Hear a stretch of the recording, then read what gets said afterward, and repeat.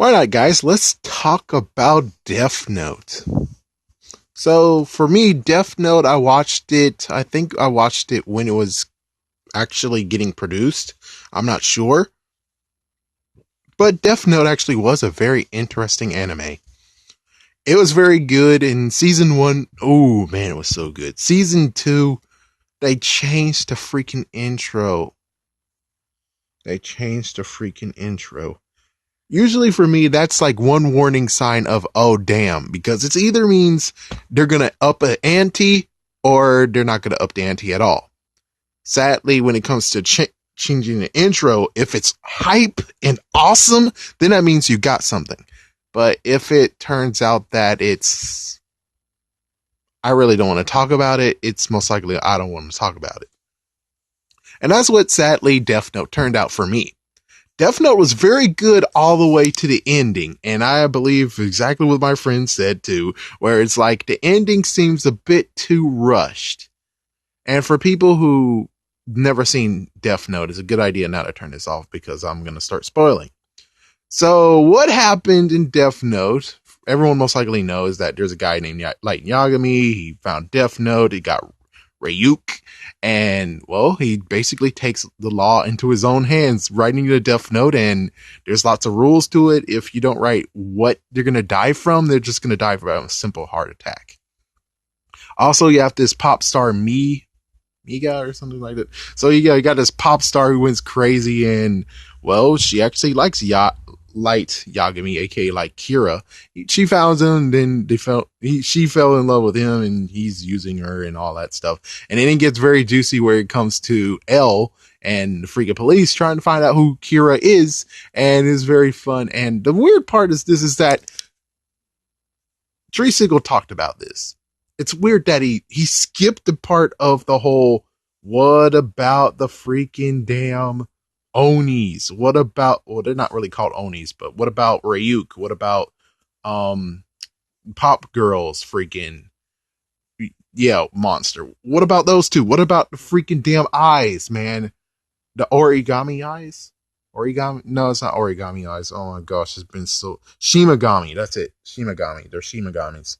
What about her freaking eye set? Apparently in the movie they forgot about that crap too, and you don't even talk about that. It's like, what the man?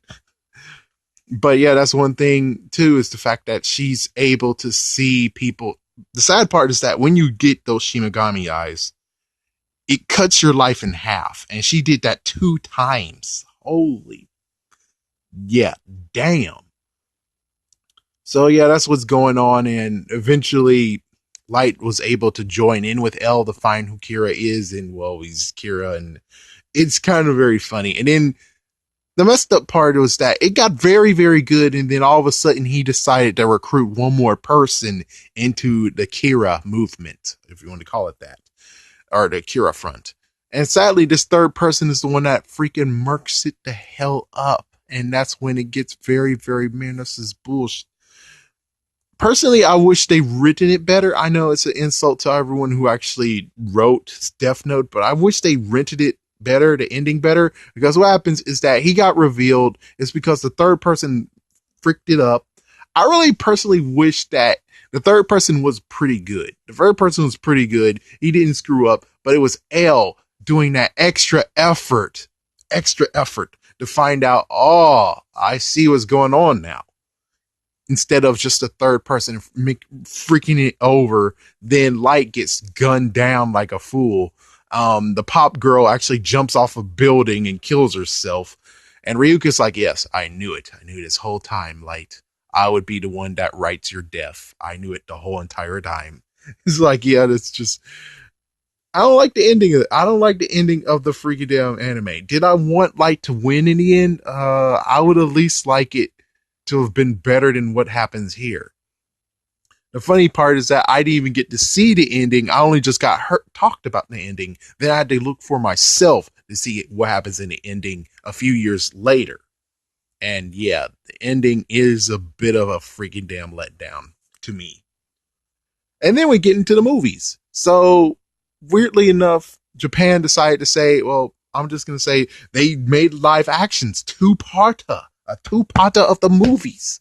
First one, they introduced Light, and they did like the first few episodes, and they ended with the pop girl getting the Death Note right on the floor. She heard that the Death Note was there, and yeah, that's how it ends. Then the second movie, they continue on and just straight up used the rest of it and ended it. But they ended it in a crazy freaking ass way. The fact of the dad gets killed, unlike in the anime. Yeah, the dad gets freaking damn killed. And actually, no, I think Light killed his own father. Holy shit. Yeah, Light killed his own father and he gets killed. I think that's how it went down. I think that's how it freaking damn went down. It was drastic and different from the anime, but I was like more wow than anything, which I really kind of would have liked that. I prefer to get the wow instead of the oh, so he's dead now. Okay. Yeah, but would have rather actually got this thing instead. I would have rather got this freaking ending instead of what happened in anime. And well, recently we got freaking Death Note on Netflix, which at first I was like, Death Note on Netflix. So you guys actually most likely dubbed the Japanese version. That's good for you, I guess. That's good for you. But it turns out that they actually made an actual movie of Death Note, and they horribly screwed it over. Did I watch it? Hell no. Because I was already weirded out being like, okay, so Death Note movie? I don't understand what's going on here, so I'm not gonna even watch. I'm not gonna watch, I'm not gonna even freaking damn care. I already watched 2 movies of Death Note. That's good enough for me. But it turns out it totally freaking sucks. They changed everything and didn't even get what was going on for Death Note, which I'm like, wow, dude. Wow. You're messed up, you bastard. You're as messed up as those guys from the 1990s who took Teenage Mutant Ninja Turtles to Japan and turned it into something completely what the You're in the same boat as them. So what I personally thought was just the fact of, oh, this is what you really should have done.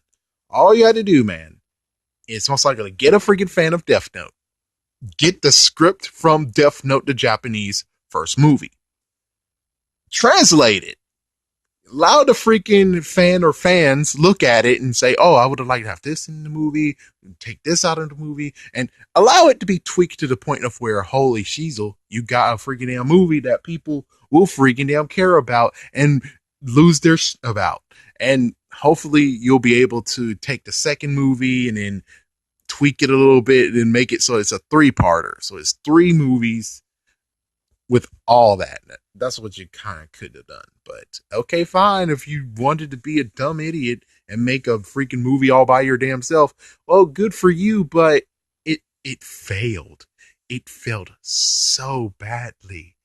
I didn't want to watch it. I didn't want to watch it. I didn't want to watch it. I don't even want to watch it right now to see how horrible you failed at. And listening what Tree Sigil said all about your freaking movie, ugh. I would have preferred you just decided to do this. Is be like, okay, well, you know what we're gonna do? We're gonna take the Misha girl because I love her so much, and I'm gonna turn her into the main character and turn Light into her. Yeah, it's like, yeah, just switch the roles. I'm shocked that you just didn't do that. Yeah, you're gonna piss a lot of people off, but at least you have a better story than this crap.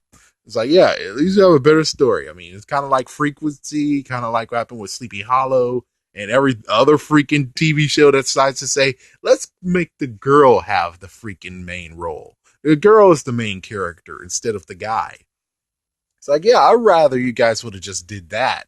So at least it would be something interesting instead of a messed up flop that you did here. And how exactly this didn't get screwed over by it's like, yeah, you have Cat in the Hat, you have the Grinch, they're both screwed over now and forever, Aemon. And you have freaking Death Note who just got 40%. I'm like, wow. If they did a horrible job on this movie, it shouldn't have 40%. 40% means that it's a horrible movie, but it is worth a watch. Even if it's horrible, it is worth a watch. No, you need to drag it down in the fucking damn dirt. You need to make it like 20 or 10. But okay, hey, if you want to rate it 40, go right ahead. Good for you. Good for you. Yeah, personally, I would have just said, hey, dude, you should have just went with Tokyo Ghoul, man. Tokyo Ghoul is kind of easier to deal with instead of freaking Death Note here. But of course, on the other hand, Tokyo Ghoul still has some political ideas, just like how X-Men has political ideas and also Inhumans. So there's really no way to run from the whole political ideas, but it's a big major thing. And as soon as you take those out of the movie or out of the whole entire story, you got a story that's lacking, and people will say, screw you, man. We hope that movie would burn in the freaking damn shredder. That's all I have to say. The only side note I have to say is Netflix. This movie is a freaking damn flop. You're seriously still telling me that doing 50 episodes of Power Rangers is less risky, is more risky than this freaking damn movie? Really? Really now? Really? Really now?